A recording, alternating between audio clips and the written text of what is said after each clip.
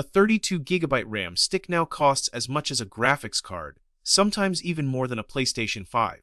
What used to be a common upgrade has suddenly become a luxury item, and it is not happening gradually. It is happening very quickly. What is even crazier is that RAM prices are rising faster than gold. So the real question is, what is really going on? Is this just the basic law of supply and demand? The more artificial intelligence, the more servers, the more data centers, the more memory is needed, so prices go up. Simple, right? Or are we witnessing something darker unfolding? Because we have seen this scenario before. In the oil industry, executives have publicly acknowledged production discipline, deliberately keeping supply scarce to maintain high prices. Scott Sheffield and Pioneer did not crash the market. They created a supply shortage. Now look at RAM. The three giants, Samsung, SK Hynix, and Micron, are strongly controlling global supply, cutting production and delaying capacity. Perfect timing. Coincidence or strategy? Is this truly a natural market reaction to demand, or is memory being quietly suppressed to keep prices high for everyone else? If you are a gamer, a personal computer builder, a student, or anyone trying to shop for tech gadgets right now, this directly impacts you. So, I would like to hear your opinions. Do you think RAM prices are rising naturally, or are we being taken advantage of? Please share your thoughts in the comments. I will read all the comments. And now, let us find out the real reason behind it together. This is the part that no one can ignore anymore. RAM prices are not just going up, they have skyrocketed. A 32GB DDR5 RAM kit now costs 3 to 5 times as much as it did not so long ago. Such a surge is not accidental. And RAM is not the only thing suffering. Look around, everything related to memory is shrinking. Laptops and desktops are a prime example. List prices are going up, but what do you get in return? Less RAM. Machines that used to come with 16 gigabytes now only have 8 gigabytes by default. You are paying more for less, and if you want to upgrade, that is when they really rip you off. Smartphones are next. High-end phones are getting more expensive every year, but RAM upgrades are slower, more controlled. The price of phones is rising rapidly. The memory inside them is carefully allocated. Gaming consoles are feeling the pinch too. Even if prices do not skyrocket overnight, production costs are still rising behind the scenes. That pressure always comes later, less price cuts, thinner profit margins, longer refresh cycles. And it does not stop there. Cars, smartwatches, home security cameras, Internet of Things devices, even basic household appliances now need DRAM and NAND. Memory is no longer just computer components. It is the backbone of modern life. Yes, the demand for artificial intelligence is real. Data centers are in dire need. Servers need massive amounts of memory. No one denies that. But here is the scary question. It demands the whole story. Or is something else happening at the same time? Because instead of flooding the market, supply remains scarce. Expansion of production capacity is delayed. Production is optimized. And somehow, prices just keep rising altogether. With only 3 major companies controlling the vast majority of the world's DRAM supply, Samsung, SK Hynix, and Micron, they do not need to talk to each other. They just watch each other, mimic each other's behavior, protect profit margins, avoid price wars. The RAM situation looks exactly like the 2024 oil price manipulation scandal. Back then, oil and gas executives did not publicly say we are raising prices. Instead, leaders like Scott Sheffield at Pioneer Natural Resources talked about production discipline, keeping supply low to protect profits. Demand is not the only driver. Control is. Now replace oil rigs with chip factories. Instead of drilling less oil, memory manufacturers are limiting DRAM production while shifting production capacity to artificial intelligence. The language sounds clearer, more technical, portfolio optimization.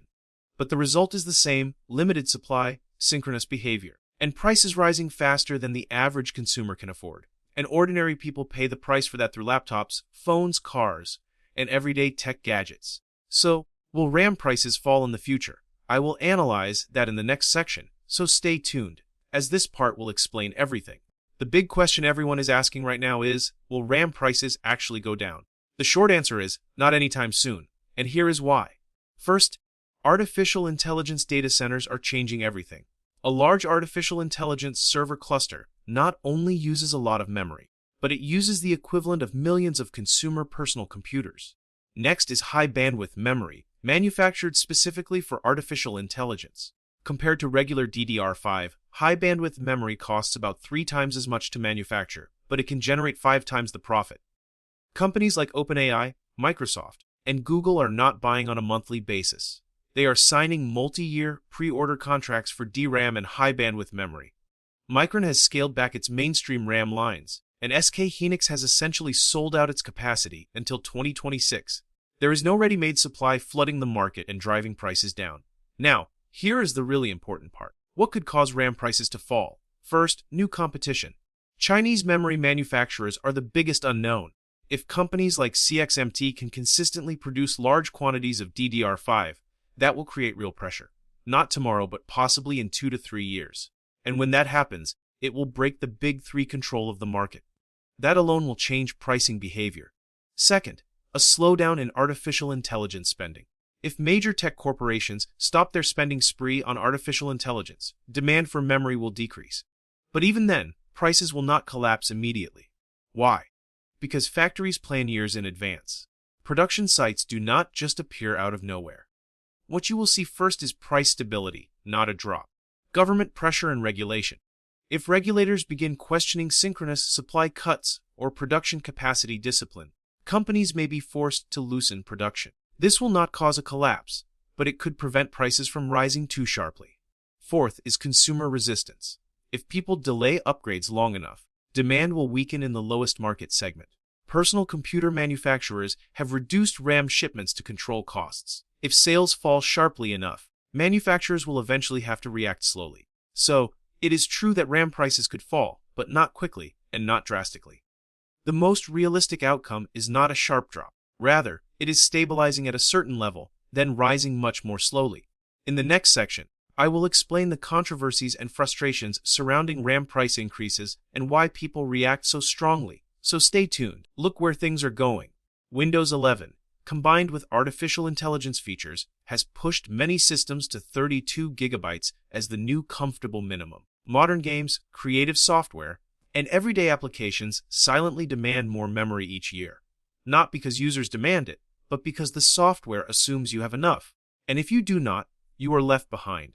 Users who cannot afford to upgrade their RAM not only experience slower computers, they are also excluded from new features, new workflows, and new technology in general. That is when frustration turns into anger. You can see it everywhere online.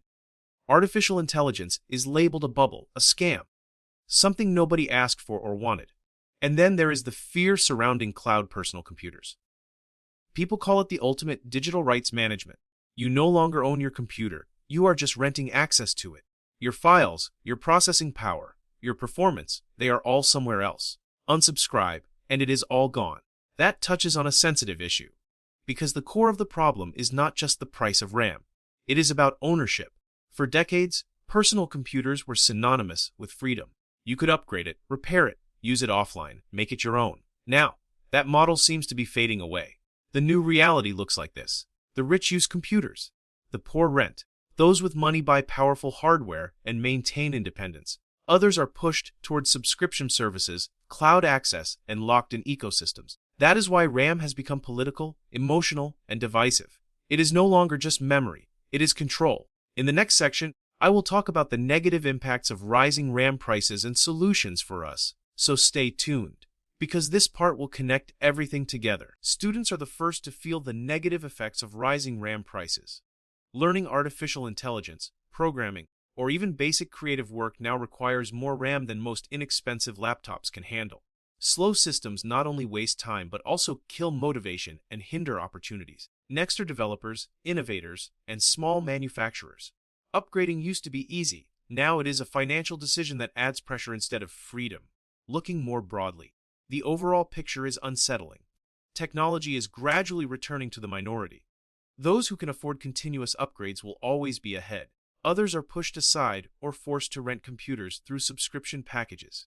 Personally, I find this shift wrong. RAM used to be the cheapest component when assembling a personal computer.